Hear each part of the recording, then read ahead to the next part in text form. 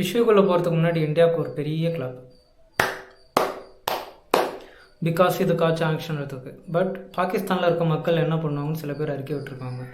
நடிகர் விஜய் ஆண்டனி அண்ணன், நடிகர் சீமான் அண்ணன்லாம் விட்டுருக்காங்க. அந்த நாடு தீவிரவாதத்துக்கு சோறு போட்டு வளர்த்துட்ருக்கு. நீங்கள் பண்ணுறது தப்பு, நியாயம் இல்லை, தர்மம் இல்லைன்னு தடவி கொடுத்தா கேட்டுருவாங்களா? உனக்கு வந்தா ரத்தம், எனக்கு வந்தா தக்காளி சட்னா. ஸோ ஓகே, மெயின் கண்டென்ட்டுக்கு போகிறதுக்கு முன்னாடி உங்களுக்கு ஒரு தகவலை சொல்லிக்கிறேன். எனக்கு எந்த மதமும் பிடிக்காது. It's means Islam, Hinduism, Christianity, Buddhism, what ever it is, I don't believe it. எல்லாத்துலேயும் மூட நம்பிக்கை இருக்குது. எல்லாமே ஒரே குட்டியில் வரணும் மட்டும் தான். எல்லா ரிலீஜனும் ஒத்து போகிற ஒரே கருத்து, பெண்கள் அடிமையாக வச்சுருக்குது.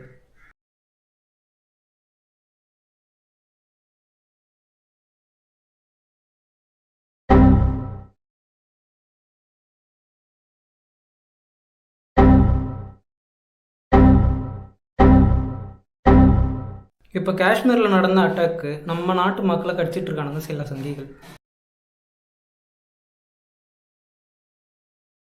என்னை பொறுத்த வரைக்கும் எல்லா ரிலீஜியஸ்லும் டெரரிசம் இருக்குது.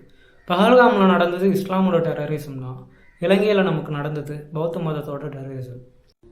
துரோகம் நம்ம இனத்தோட சாபம். இதே காஷ்மீரில் 2018 ஆஷிஃபான்ற 8 வயசு குழந்தைக்கு நடந்தது இந்து மதத்தோட டெரரிசம். இப்போ இந்தியாவில் முஸ்லீமோட பாப்புலேஷன் அதிகமாக இருந்தால் அவங்க டாமினேட் பண்ணுறாங்கன்னு வச்சுக்கோங்க. இப்போ அந்த குழந்தை மேலே நடந்த தீவிரவாதத்துக்கு மொத்தம் இந்துவையும் பாயிண்ட் பண்ணால் ஒத்துப்பீங்களா?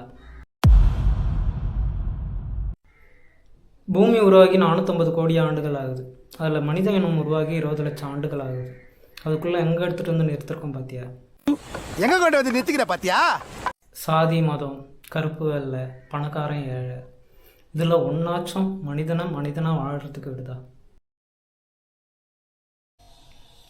டாடா மக்களே, வீடியோ முடிஞ்சு. பாய்.